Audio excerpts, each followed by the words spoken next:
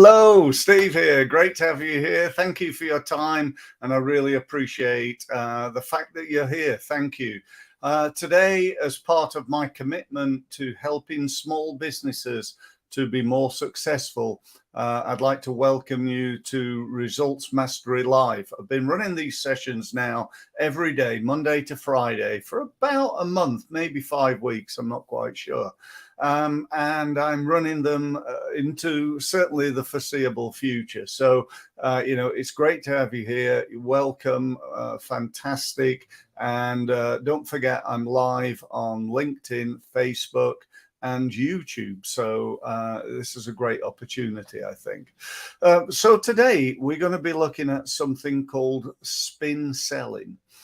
Before we go into that, let me just talk to you a little bit about sales systems, because spin is basically a sales system, albeit a worldwide system. It's been around for probably ever, actually, certainly as long as I've been in business, which is 28 years now. But, sometimes things, just as relevant today as they were back years ago. I know one of the most famous books in the world from a business point of view is a book called Think and Grow Rich by a guy called Napoleon Hill.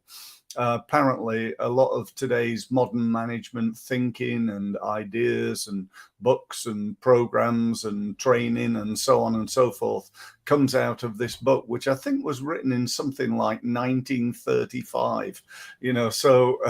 Things do last despite all the changes and updates and modern world that we all live in now. But let me talk to you about spin selling. It's a strategy.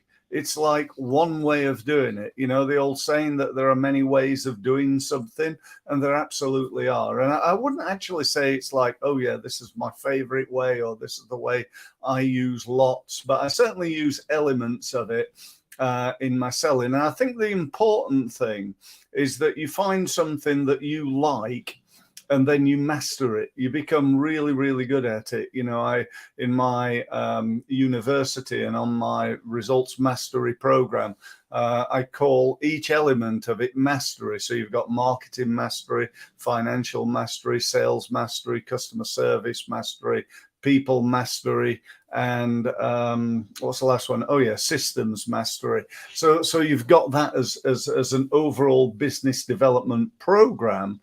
And when it comes to sales mastery, there are several different ideas that I share with you, one of which is spin selling. So that's why I'm going to share that with you today. So what does spin mean? Well, you probably gather it's a mnemonic. It's a mnemonic for situation, problem, implication, and need. Let me just take you through that. And I want to get you thinking, and I want to get you taking action as a result of it. So the first of the spin mnemonic is the letter S, which is situation. And that probably falls quite right in the sales process, which is at the beginning, because what do you want to do?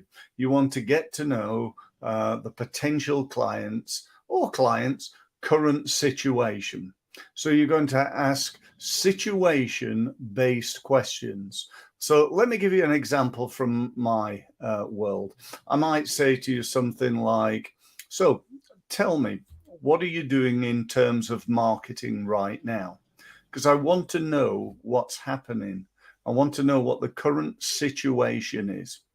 I might ask, tell me, how well is your marketing, how well is your website at the moment? Or how effective is your website at the moment? Or I might ask you, how many leads are you creating at the moment? It's virtually anything that enables me to get an understanding of the current situation. I might also ask questions about the future situation.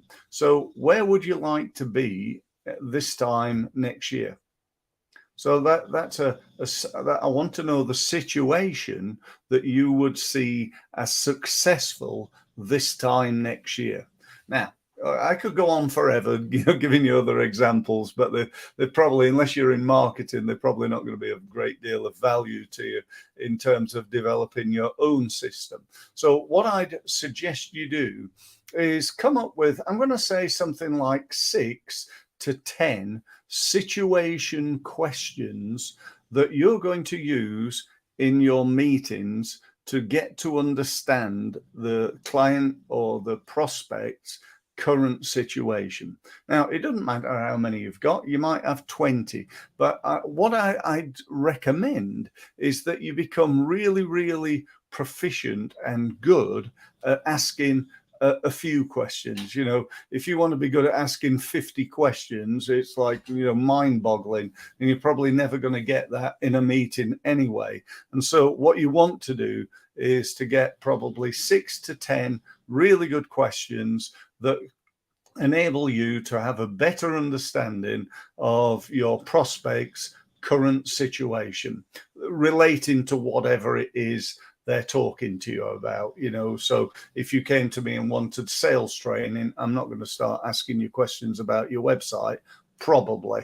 I'd be asking you more about the skills of your team. When were they last trained?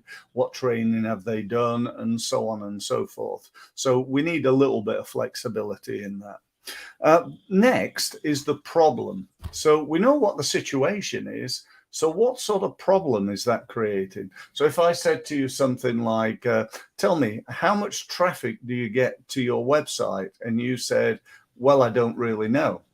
I'd say, okay, so is that creating a problem in terms of your marketing, do you think? Oh, well, yeah, because, I don't really know my results. That's correct.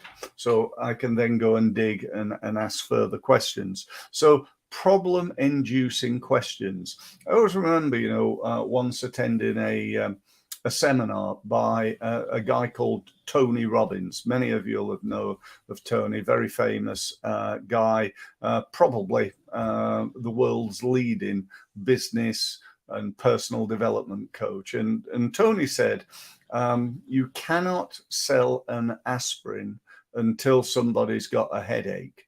So our job in selling, in an ethical way, is to give people a headache so that they need an aspirin. In other words, to uncover the problem that they've got. And then once you've uncovered that, you can then offer the solution, which is the aspirin. Does that make sense? I'm hallucinating that you're saying it does, because I really do believe it does. So we've got an understanding of the situation. We've asked some questions now to uncover the problems that the client might have. So if I said, for example, tell me about your current marketing, and they said, well, I'm not really doing very much, or, well, I'm doing a bit on LinkedIn, and, we go to networking events, and I do a bit on, with the website, we do some paid advertising. Okay, so well, how are you doing in terms of leads? That's another situation-based question. Oh, well, it's not going very well. We're not getting enough leads. What sort of problems is that causing? Well, at the moment, things are really, really tough, and I might have to lay somebody off. I might have to make somebody redundant in my team. We then come to the next bit, which is the implication questions. Okay, so that links into that. What do I mean? So if I said, what are the problems associated with that? And you said, well, it's, not creating enough leads. And so we've not got enough money. So we might have to lay somebody off. I might say to you, how do you feel about that?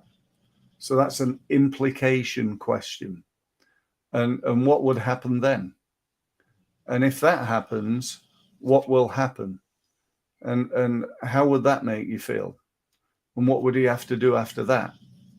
And if that happened, what would happen to this? And so on and so forth. So what we're doing basically is we're in a way expanding that headache. We're giving them more of a headache by asking them, how would they feel? Does that make sense? Again, I'm hallucinating, it does. So we've got the situation questions. We've asked them about the situation. We've asked them about the problem that this current situation is creating. And then we've gone on to ask them about how they feel about this. How do you feel about not being able to create enough leads? Oh, I'm so frustrated. It's a blooming nightmare, Steve. And, or perhaps, I know you're creating enough leads, but you're not really converting them, are you? Oh, do you know what? I really finding it difficult to get my sales team motivated at the moment. Oh, and how do you feel about that? Well, it's terrible, So off we go along that sort of thing. The next thing then, the fourth letter in SPIN is the N, which is need, right? So we've uncovered the situation. We've spoken about the problem that's associated with that current situation. We've explored the implications of it, how someone feels, how that makes it bad. We've expanded. We've asked it. How do you feel? And if that happened, what would happen? And how would you feel about that? And pain. Yeah. And then we're gonna ask them about needs. So what are you gonna do? What are your thoughts regarding how to move forward? How are you going to overcome this problem?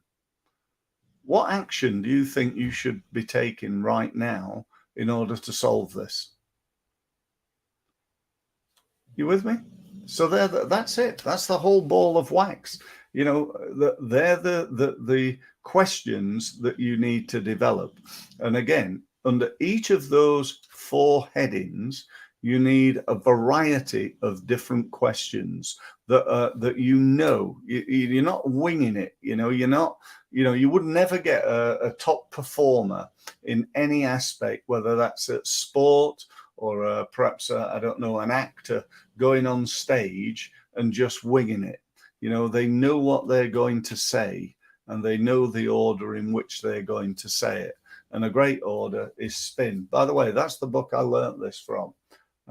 It's quite an old book now, as you probably gather. So whether it's still still published, I don't know. But I'm sure if you go on to, Amazon and typed in SPIN selling, there'll be a whole variety of different books that you might want to take a look at. But this one by a guy called Neil Rackham, the SPIN selling field book, really, really useful, and fully recommend.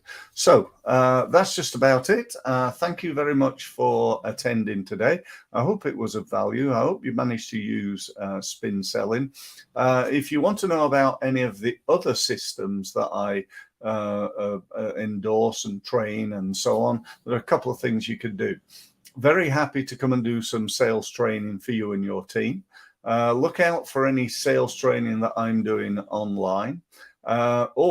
And you could join my Results Mastery University, which is our online training, and gain access to the whole sales mastery program, as well as all the other programs.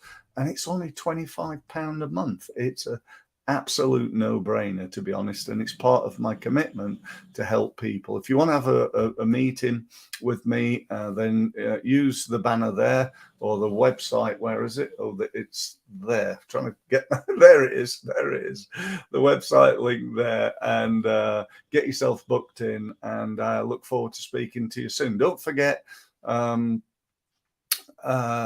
day 12:30. Sign up. Follow me on YouTube, and I look forward to speaking to you again soon. Thanks very much for listening.